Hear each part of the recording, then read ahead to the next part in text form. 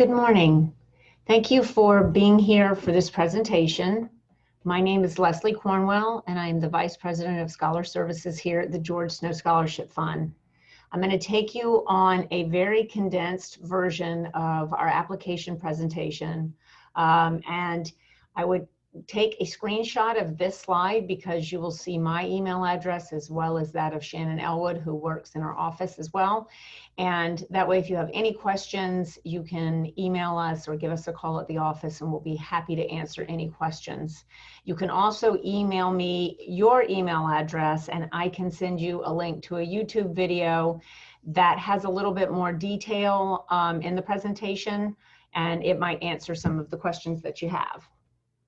I'm going to go through this very quickly today and tell you a little bit about us and answer some of the general questions that everyone has, then tell you some of the things that you receive as a Snow Scholar. And then lastly, we're going to go through very quickly parts of the application that seem to give students the most trouble.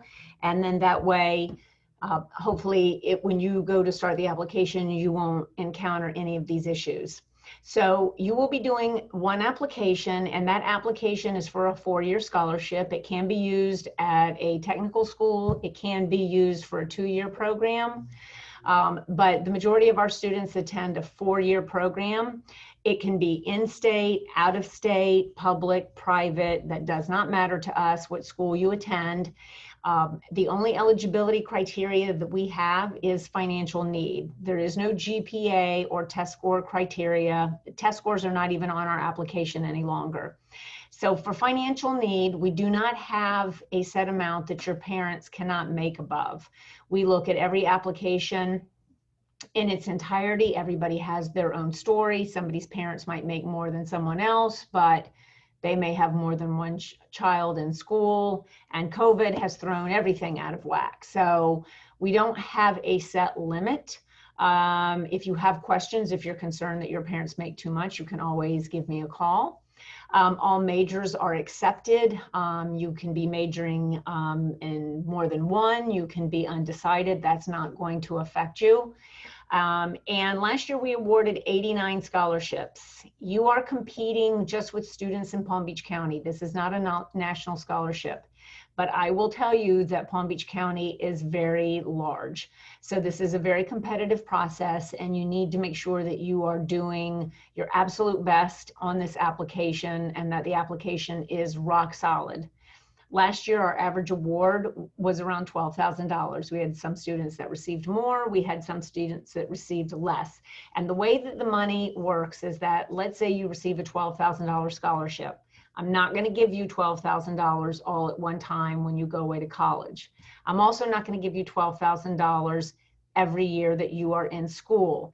If you get a $12,000 scholarship, what that means is we split that up into disbursements of however many semesters you're going to be in school. So if you are a typical 4-year student, then you would be getting 8 disbursements every fall and winter of every year that you're in school.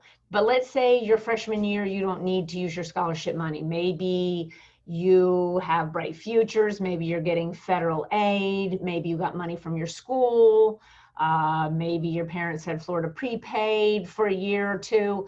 If maybe you have a bunch of freshman one-time scholarships. So if you're going to need money eventually, but you don't need it at the beginning, that's fine. We can hold your money until you do.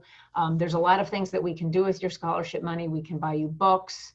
We can pay for your housing. We can pay for your meal plan. If you're living off campus, we can pay for your rent. So we try to be as flexible as we can to make sure that your scholarship dollars are working best for you. What we are known for are our scholar support services. These are all things that our students receive for free. And I don't have the time to really go through all of them individually.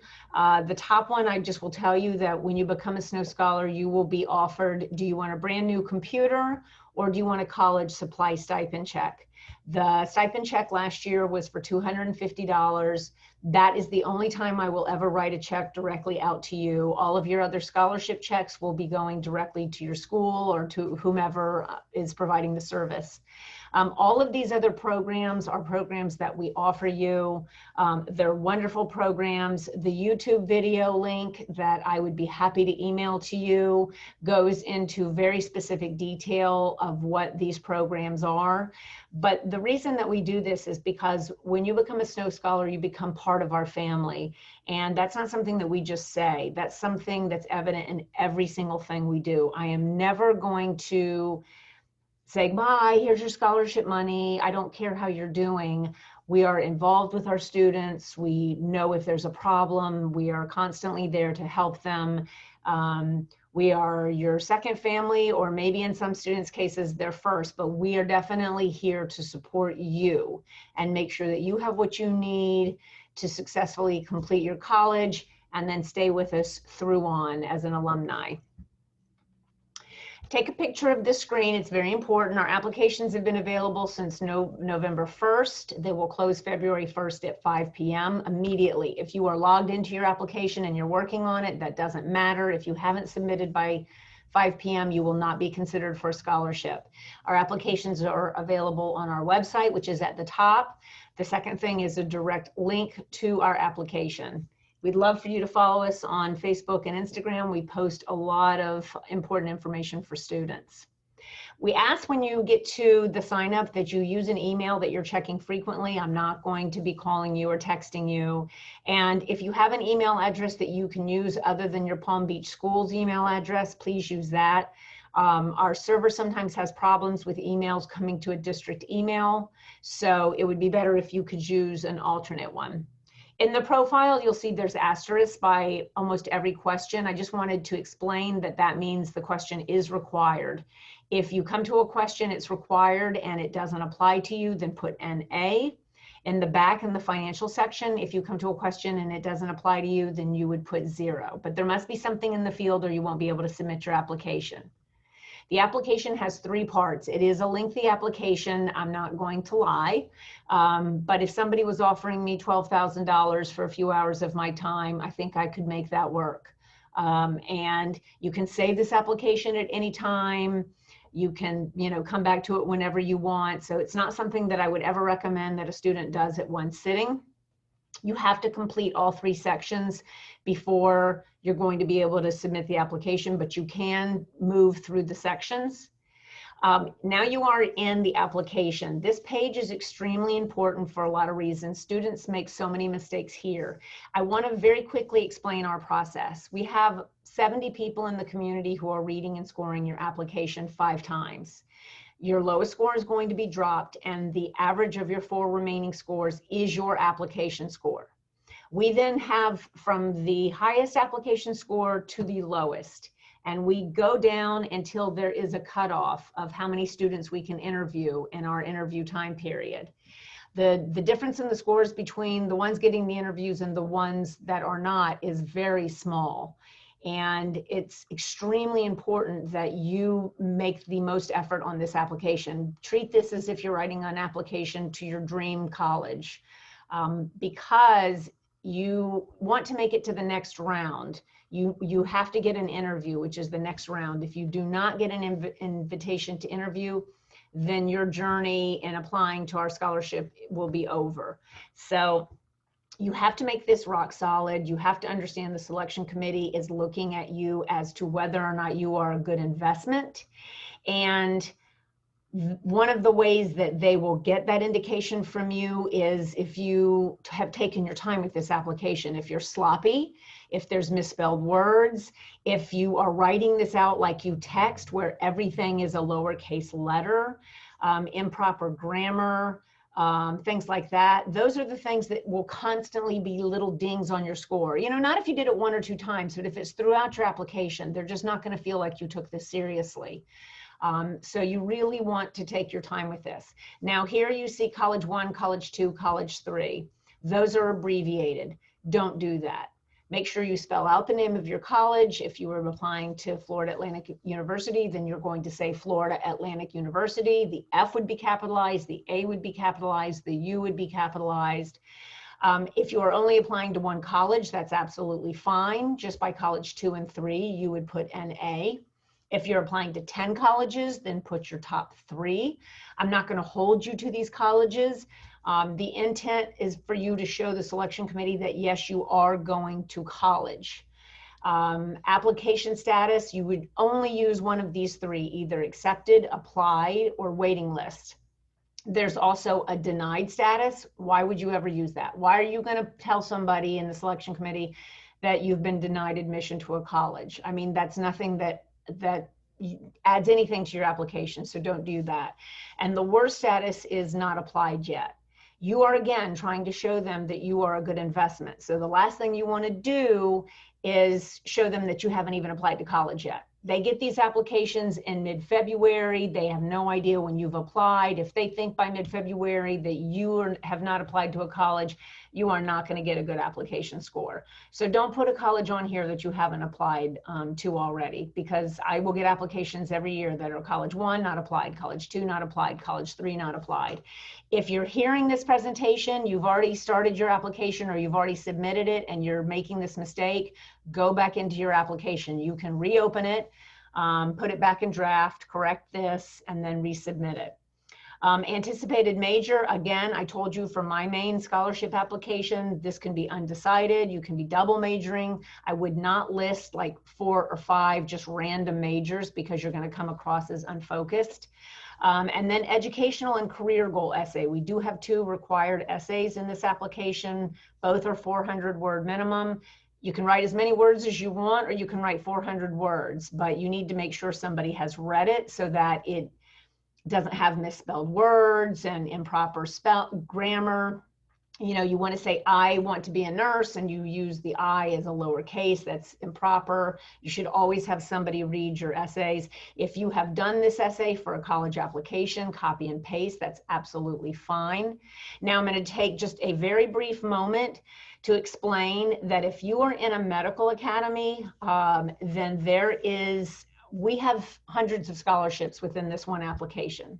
One of our donors is Quantum Foundation, and they are looking for students who are in the medical academy and are going to be majoring in a healthcare field and will be attending either FAU, Palm Beach Atlantic, or Palm Beach State.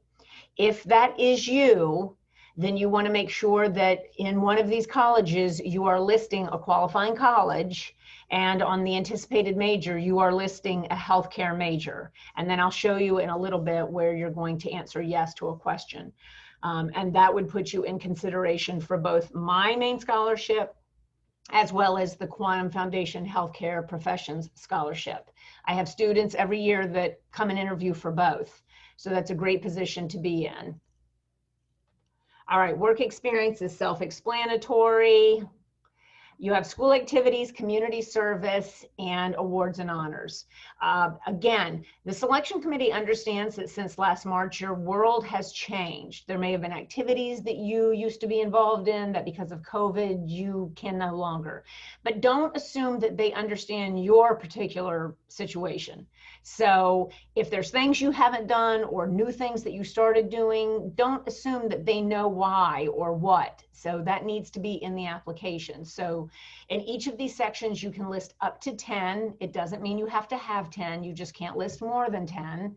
You're going to put the activity, the year you did it. Was it freshman? Was it freshman through senior? The position, did you have a leadership role? Were you a member? And then a very brief, sentence or 2 of either what were your responsibilities or any accomplishments. Now, awards and honors does not have to be solely academic. This can be anything that you have been recognized for in the last 4 years. And all of these things, think outside the box.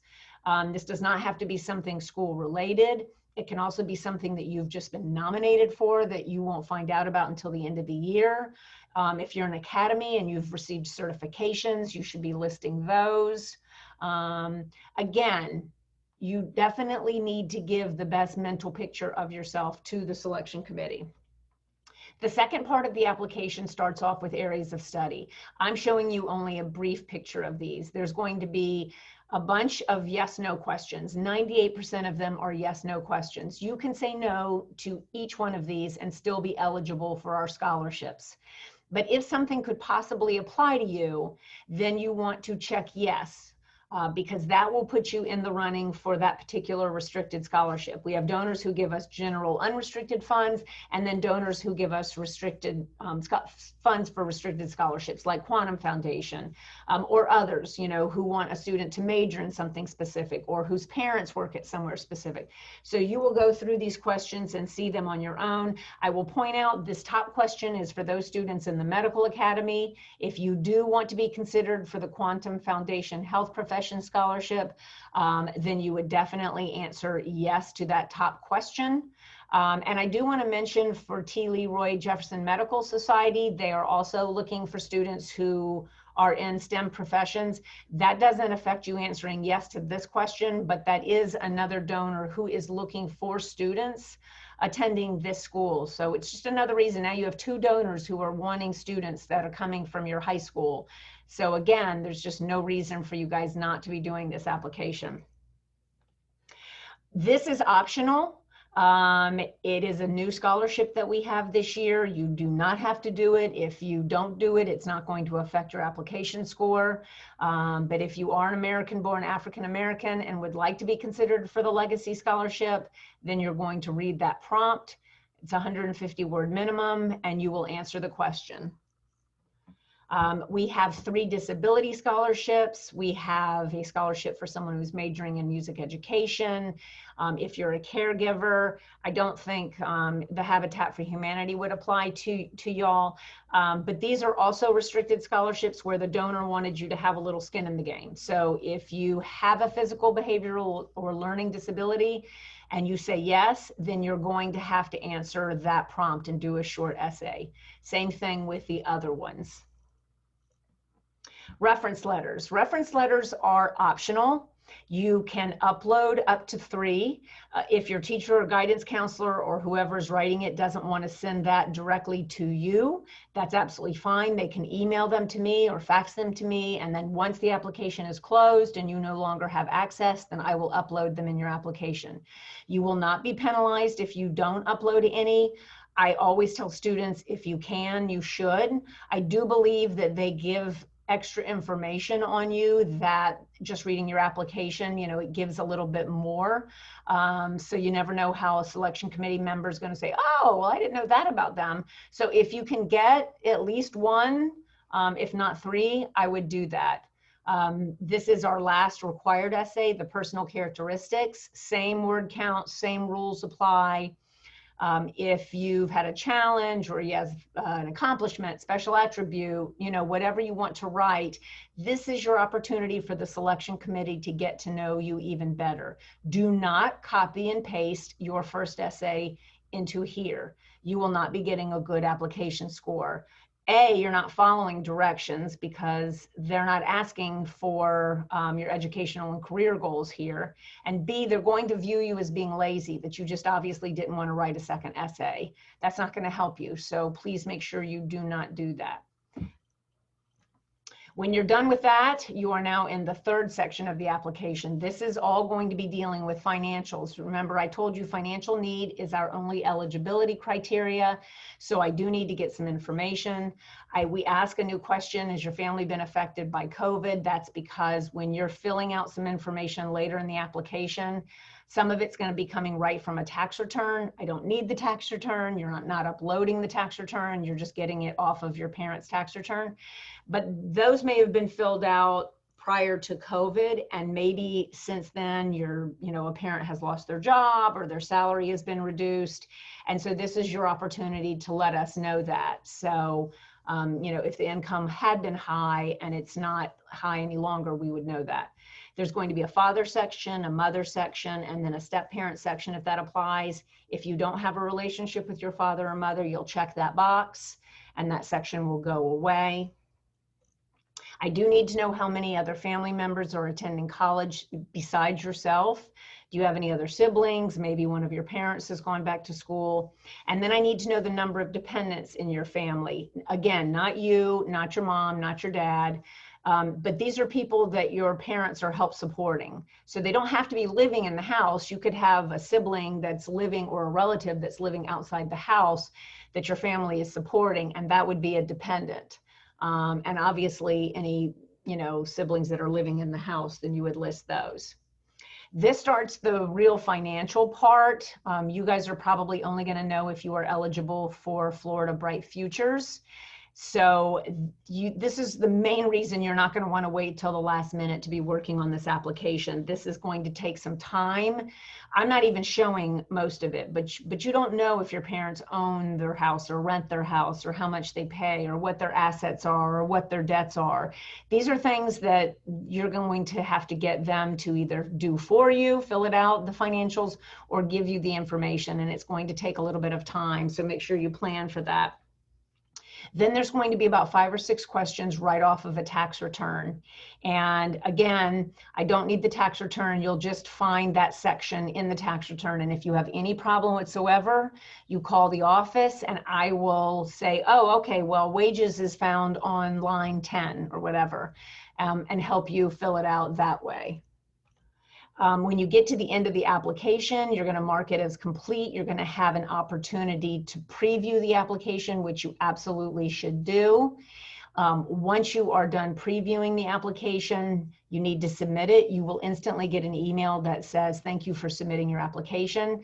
If you don't get that email, check your spam. If it's not in your spam, you have to get in touch with us immediately, because if you wait until after the deadline, and then you get in touch with me and you say, Leslie, I never got that email, and your application is still sitting in draft, if it's past the deadline, there's nothing I can do for you. If it's before the deadline, then we will figure out what the problem is and make sure that it gets submitted. The timeline for us is that it will close on February 1st. The selection committee will get it for a month starting February 7th. You will get an email March 24th letting you know if you are receiving an interview. And like I said, you might get an interview for our main scholarship. You might get an interview for Quantum, because Quantum has its own selection committee. So your application would be read and scored by 2 different selection committees, and there's 2 different interviews. So you might have an interview only with Quantum, only with us, with both, or you might have a separate interview, just from one of our restricted scholarships. If interviews are in person, they will be April 5th and 6th. And Quantum interviews will be April 12th.